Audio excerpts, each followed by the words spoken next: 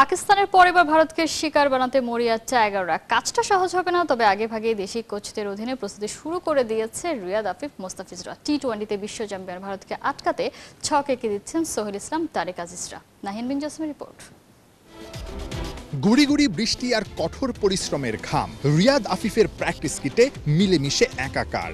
ভারতের বিপক্ষে কঠিন সিরিজের আগে চলছে কঠিন প্রস্তুতি। ইনডোর থেকে ড্রেসিং রুমের পথে দুই ফিনিশারের খোশ গল্পে হয়তো উঠে এসেছে 5 বছর আগের একটা সূক্ষ্ম স্মৃতি।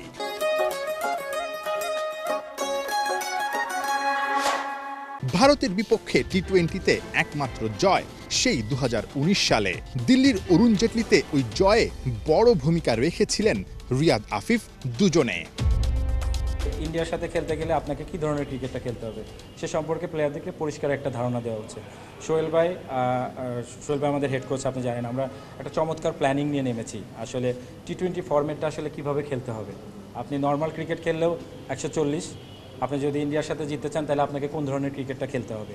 তো খেলার প্যাটার্ন এবং খেলার যে ধরনটা এবং আপনার যেটা বললাম যে আমার হিসাব নিকাশে যে জায়গাটা থাকে, ওই জায়গাটা একটা বড় পরিবর্তন আসছে ট্রেনিং প্রোগ্রামের ভিতরে, যে আমরা আসলে কি করতে চাই এবং ওইটা অ্যাচিভ করার জন্য আপনি দেখেন যে একটা লম্বা সময় নিয়ে ব্যাটিং করানো হচ্ছে, যেখানে অনেকগুলো টেকনিক্যাল পার্টের পাশাপাশি গেম সিচুয়েশনে রিডে কীভাবে তিনি খেলবেন।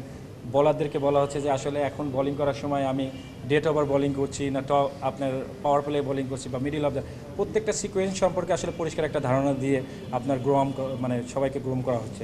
আগের রাতেই নতুন ইতিহাস লেখা টেস্ট দল নতুন বাংলাদেশে ফিরেছে। এবার ভারতের মাটিতে নতুন কিছু করার ক্ষুধা টি-20 দলের ক্রিকেটারদের। দেশি কোচদের অধীনে প্র্যাকটিসও শুরু হয়ে গেছে পুরো দমে। সব ইতিহাসেই থাকে পেছনের গল্প। সোহেল ইসলাম, তারেক আজিজ সেই গল্পের অন্যতম নায়ক। পাকিস্তানের টাইগাররা যা করে দেখিয়েছে তার পেছনে দেশি কোচদের আছে বড় কৃতিত্ব। টেস্ট ক্রিকেটে নিজেদের অবস্থান জানান দেওয়ার জন্য এই প্রসেসটা শুরু হয়েছিল টাইগার্সের ক্যাম্পে দিয়ে।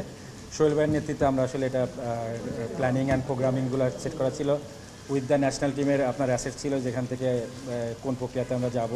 তো টাইগারে মাশাআল্লাহ আমরা অনেক ভালো কাজ করেছি এবং মুশফিক, সত্যি কথা বলতে কি মুশফিক আমাদের অনেক হেল্প করেছিল যে আসলে ইন্টারন্যাশনাল এরিয়াতে প্লেয়াররা আসে আমরা কোথায় কোথায় পিছিয়ে আছি।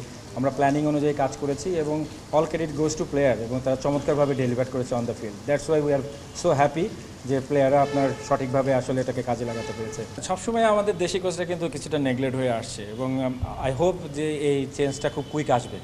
যে আমাদের কিন্তু অনেক ক্যালিবার কোচ রয়েছে এবং আপনি যখন আপনার এই সাফল্যের দাবিদার কিন্তু সবাই, আপনাকে হাতুড়েকেও দিতে হবে, আবার আমাদের লোকাল কোচদেরকেও দিতে হবে। পাকিস্তানে পুরো টেস্ট সিরিজে ছিল টাইগার পেস বোলারদের রাজত্ব। বিশেষ করে হাসান মাহমুদ, নাহিদ রানারা গতি, সুইং আর লাইন লেংথে পুরো ক্রিকেট বিশ্বকেই অবাক করেছে। দুই ইয়াঙ্গানের ভবিষ্যৎ নিয়ে বড় স্বপ্নের কথা শোনালেন বাংলাদেশ টাইগার্সের পেস বোলিং কোচ। এবং আমার ধারণা একদিন আপনি দেখবেন যে হাসানও 145-এ বল করতে পারবে, বিকজ তার সেই ধরনের ক্যালিবার আছে এবং তার আউটসুইংটা নিয়ে কাজ করা হয়েছে এবং আউটসুইংটা কোন জায়গাটাতে করলে বেসিক্যালি ব্যাটসম্যানের জন্য মোস্ট ট্রাভেল হতে পারে এবং উইকেট টেকিং চান্সটা বাড়তে পারে, ওই জায়গাগুলোতে ফাইন টিউনিংয়ের কাজটা আমরা আসলে টাইগারে ওই সময় অনেক বেশি এই বিষয়ে কাজ করা হয়েছে। নাহিদ রানাকে আসলে একটা স্পেশাল ট্যালেন্ট হিসেবে দেখি। এগুলো আসলে 10-12 বছর বা 20 বছরে একটা দুইটা আসে আপনার এরকম এক্সপ্রেস, এবং এদের নার্সারিং প্রসেসটা খুব জরুরি। আসলে দেখার বিষয় যে ডিফারেন্ট টাইম সময় ওরা বিভিন্ন কোচের আন্ডারে কাজ করবে। এখন কে কীভাবে তাকে নার্সারিংটা করবে, ইনজুরি ম্যানেজমেন্ট একটা বড় পার্ট, যেখানে আপনার তাকে খুব যত্ন সহকারে আপনার টেক কেয়ার করতে হবে। তো সেই জায়গাটা যদি নাহিদ রানা নিজের থেকে আপনার তার টেক কেয়ারিং প্রসেসটা ভালো করে জানতে পারে, অবশ্যই সে বাংলাদেশের একদিন এক্সপেক্টেড হবে।